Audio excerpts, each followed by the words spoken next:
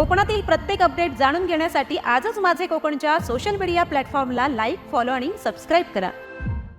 रत्नागिरी जिल्ह्यातील खेड तालुक्यातील आपेडे गावात पोलीस पाटील यांच्या विरोधातील तक्रारीवरून ग्रामस्थांनी आक्रमक भूमिका घेतली। संबंधित पोलीस पाटील यांच्या विरोधात गंभीर आरोप करत तहसीलदार, प्रांताधिकारी, पोलीस निरीक्षक आणि जिल्हाधिकाऱ्यांकडे वारंवार लेखी तक्रारी व निवेदने दिल्याचा दावा ग्रामस्थांनी केला। मात्र अद्याप कोणतीही ठोस कारवाई झाली नसल्याचा आरोप करत न्याय मिळावा आणि निष्पक्ष चौकशी व्हावी अशी मागणी करण्यात आली आहे। सुभाष महापार्ले यांच्या नेतृत्वाखाली ग्रामस्थांनी प्रशासनाला 15 ऑगस्ट पर्यंतचा अल्टिमेटम दिला असून तोपर्यंत कारवाई न झाल्यास स्वातंत्र्य दिनी तहसीलदार कार्यालय खेड येथे बेमुदत उपोषण आणि तीव्र आंदोलन छेडण्याचा इशारा दिला। दरम्यान या प्रकरणावर संबंधित पोलीस पाटील किंवा प्रशासनाची अधिकृत भूमिका अद्याप समोर आलेली नसून ती उपलब्ध झाल्यानंतर तीही समोर येणे अपेक्षित आहे।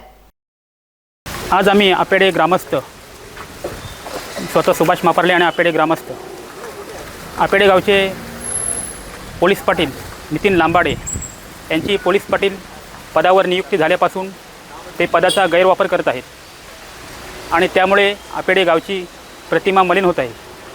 स्वतः वादविवाद करून तंटे निर्माण करणे, मनमानी करणे, दहशत करणे आणि गावाची शांतता भंग करून कायदा सुव्यवस्था बिघडवण्याचं काम हे पोलीस पाटील करत आहेत।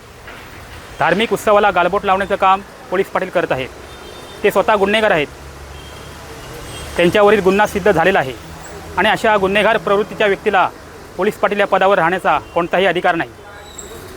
आपेडे गावामध्ये ग्रामस्थांमध्ये त्यांच्याबद्दल संताप आहे आणि त्या संतापातूनच आम्ही 8 एप्रिल 2026 रोजी संबंधित विभागाकडे तक्रार दाखल केली आहे।